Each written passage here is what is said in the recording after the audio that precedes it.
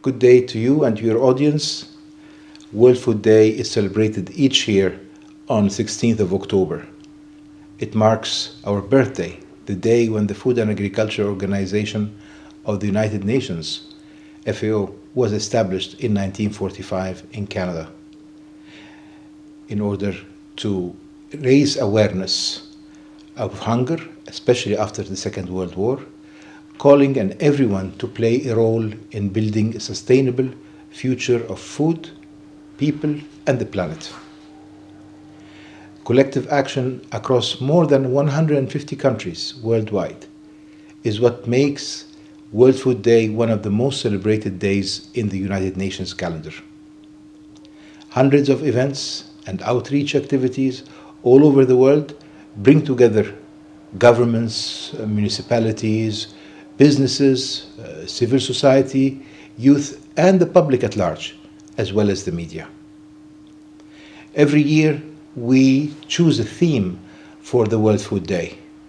And in 2024, the World Food Day focuses on the right to foods for a better life and a better future. Together, we can create a better, a more sustainable food future for all.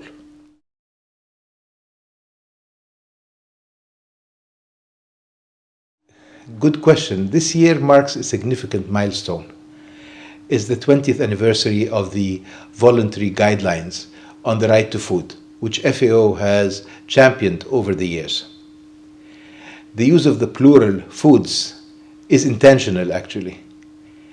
It emphasizes the need for diversity, nutrition, affordability, accessibility, and safety in the foods we consume. We want to ensure that a greater variety of nutritious foods is available, not just in our fields and fishing nets, but also in our markets and our tables, benefiting everyone, everywhere, and leaving no one behind. The right to food is a fundamental human right, enshrined in international law. It's not just about access to any food, but access to sufficient, safe, nutritious, and culturally appropriate food. Despite the fact that the world produces enough food to feed everyone, far too many people still suffer from hunger and cannot afford a healthy diet. The reasons behind this are complex, ranging from conflict, which we see around the world, climate shocks affecting everywhere in the world, to inequalities and economic downturns. At present, approximately 733 million people around the world are hungry. But also, over 2.8 billion people cannot afford a healthy diet. Meaning, while they might consume enough calories, but these calories lack the essential nutrients for good health, which led to 148.1 million children under 5 are stunted, while 45 million are wasted. And just to sort of clarify the terms, stunted is when the child is too short for their age, while as wasted is when they are too thin for their height. In 2022, 2.5 billion adults were classified as overweight, with 890 million suffering from obesity. Additionally, 37 million children under 5 were overweight. From there, we see malnutrition, including undernutrition, micronutrient deficiencies, and obesity, as being a global problem affecting people from all socioeconomic backgrounds all over the world. Unhealthy diets are at the root of these issues, driven by poverty, rising food prices, and shifting consumption patterns influenced by globalization, urbanization, and rising incomes. many communities that once relied on nutrient-rich, local, and seasonal foods now turn to cheaper, energy-dense options, high in refined starches, sugars, fats, and processed ingredients. As a result, less time is spent preparing meals at home, which are nutritious, whereas more reliance is placed on supermarkets, ready food, fast food, and takeout. The shift, along with sedentary lifestyles, has contributed to a surge in the obesity rates, not only in wealthy nations, but increasingly also in low-income countries. Unhealthy diets are now one of the leading causes of death worldwide, contributing to non-communicable diseases such as cardiovascular illnesses, diabetes, and even some cancers. In addition, undernutrition and micronutrient deficiencies severely impact children and youth, hindering their development and future prospects. In short, half of the world's population is at risk of becoming ill or lacking the energy to lead a productive life simply because they lack access to adequate, nutritious food. So, while rights alone don't fill stomachs, they set the foundation for collective action and define the kind of world we aspire to create. They impose clear obligations on governments to take action, and they should motivate us, all of us, to contribute to realizing these rights.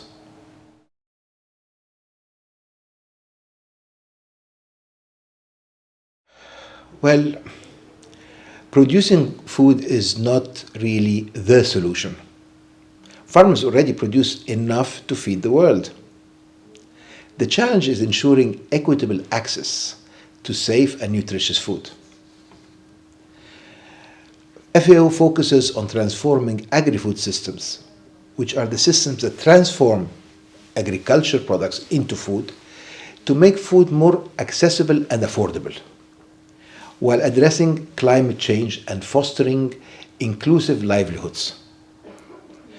By improving how food is produced, stored, processed, and distributed, and also by empowering consumers to make healthier choices, we can enhance diets, health, and sustainability. Achieving this requires strong commitments on all levels: collaboration across governments, innovation, private sector, civil society.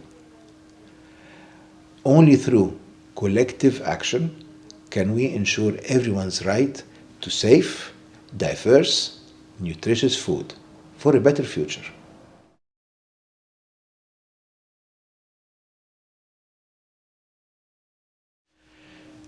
So North Macedonia, FAO has been instrumental in advancing the global realization of the right to adequate food in North Macedonia. It works closely with the international organizations, civil society, and the private sector. FAO provides guidance and technical support to countries, including North Macedonia, to help implement policies and programs that ensure food security. While governments hold the primary responsibility, I guess, international cooperation plays a critical role in ensuring food availability, accessibility, suitability, and adequacy. In North Macedonia, we collaborate with the government very well to promote an inclusive economic and social development by transforming food systems and aligning agriculture with the EU standards and the Sustainable Development Goals. By empowering smallholders and family farms, the backbone of the country's agriculture, and not only in North Macedonia, smallholders and family farms constitute almost 80% of the food that we consume. Through empowering them, FAO enhances competitiveness, generates employment, and improves the rural living standards. This support includes evidence-based policy development, rural transformation through improved land structures, a dynamic land market, and sustainable agricultural production, all aimed at building a resilient rural economy. And North Macedonia is a case in point. Through technical expertise, resources, and strategic partnerships, we have been working with the government to improve policies, legislation, and measures in areas such as food security, land management. It's a great success in North Macedonia.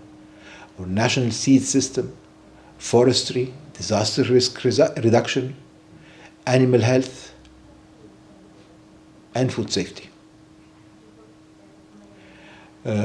Additionally, FAO assists in mobilizing funds for responsible investments in rural transformation, land market mobility, modernizing agriculture, with a focus on small farms again, women and youth.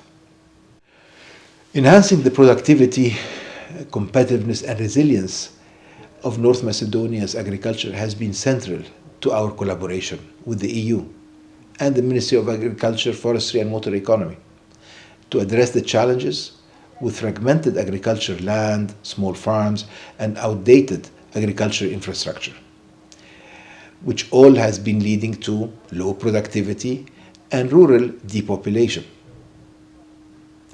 In response, FAO has supported land consolidation, structural reforms, and agricultural land market development. Moreover, FAO has strengthened collaboration with the Green Climate Fund to assist the North Macedonian government in addressing climate adaptation priorities in agriculture. We in FAO are working to build climate resilience through improved irrigation, land and water management, and promoting climate-smart agriculture practices. Our collaboration with the government, with the EU, with the UN agencies, academia, farmer associations, the private sector, and civil society has led to significant progress towards a competitive, resilient rural economy. We have achieved much, but more is yet to come. Our goal is to continue this collective action to transform agri-food systems for better production, better nutrition, better environment, and a better life, ensuring no one is left behind.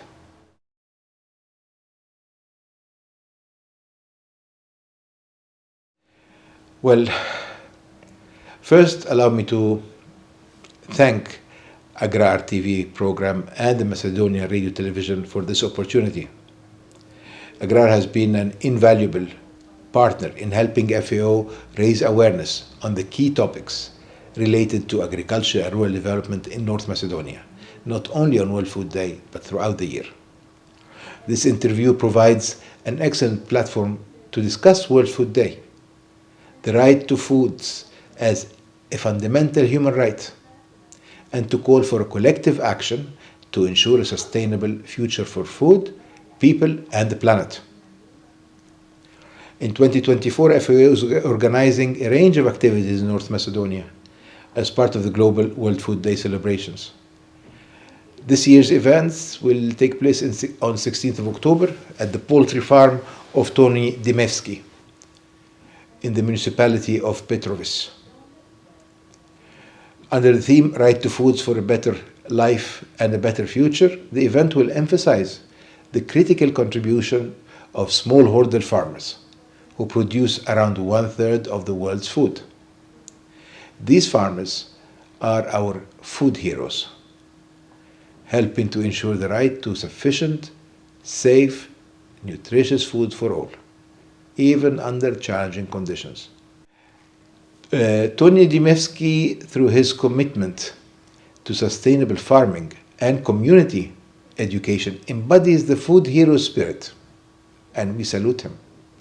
His farm is a model for small-scale farming in North Macedonia and the region, supporting local producers, retailers, consumers, while contributing to national food security from, I think since 2019 to 2021, Mr. Dimevski actively participated in a FAO-supported project to develop a green and competitive broiler subsector aimed at reducing poverty and improving nutrition in his region.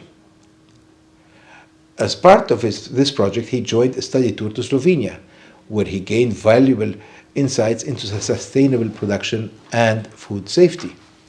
The Agrar TV program also participated in that tour, by the way, producing insightful reports that highlighted the sustainable poultry farming practices in Slovenia and the lessons learned to the Macedonian poultry sector.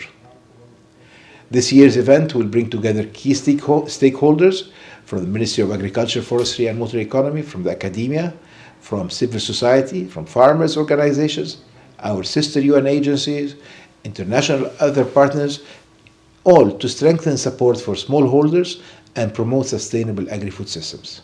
FAO will also highlight Mr. Dmevski's story internationally through its website and social media channels. In addition, FAO will promote the World Food Day poster contest to schools across North Macedonia, which is a competition we usually do every year. It has really shown successfully an engagement of the country's youth. Participants from North Macedonia have been winners for 3 consecutive years, reflecting growing awareness of the importance of diverse, nutritious and sustainable foods. We will also be active on social media, sharing World Food Day messages through the UN and the Ministry of Agriculture platforms. So please monitor them.